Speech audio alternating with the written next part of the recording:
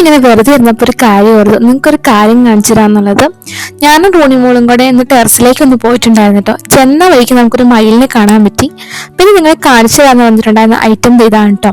ഇതാണ് നമ്മുടെ miracle fruit. ഈ ഒരു ഫ്രൂട്ട് കഴിച്ചിട്ടുള്ളവർക്ക് അറിയാം, ഈ ഒരു ഫ്രൂട്ട് കഴിച്ചു കഴിഞ്ഞിട്ട് ഒരു 2 മണിക്കൂറത്തേക്കും നമ്മുടെ എരിവുള്ളതും അതുപോലെ തന്നെ പുളിയുള്ളതൊക്കെ കഴിച്ചിട്ടുണ്ടെങ്കിൽ അത് നല്ലപോലെ മധുരം എടുത്തോന്നും.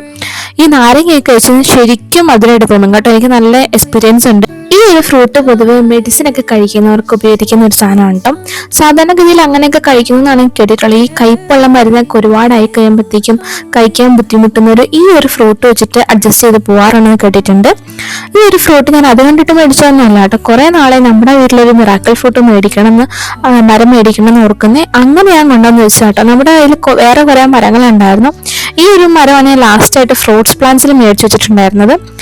അതിനാണ് ഇപ്പോഴത്തെ ആദ്യമായിട്ട് കായ ഉണ്ടായിരിക്കുന്നത് കേട്ടോ. ബാക്കിയുള്ള പ്ലാന്റ്സിൽ ഇനിയും സമയം എടുക്കുമെന്ന് എനിക്ക് തോന്നുന്നുണ്ട്. അപ്പൊ എല്ലാവരും പോകുന്നതിന് മുന്നേ നമ്മുടെ കമന്റ് ബോക്സ് ഒന്ന് സെർച്ച് ചെയ്തിട്ട് പോകണം കേട്ടോ. പിന്നെ എന്റെ വീഡിയോ ഇഷ്ടമായിട്ടുണ്ടെങ്കിൽ ഒന്ന് സബ്സ്ക്രൈബ് ചെയ്ത് സപ്പോർട്ട് ചെയ്യണം കേട്ടോ.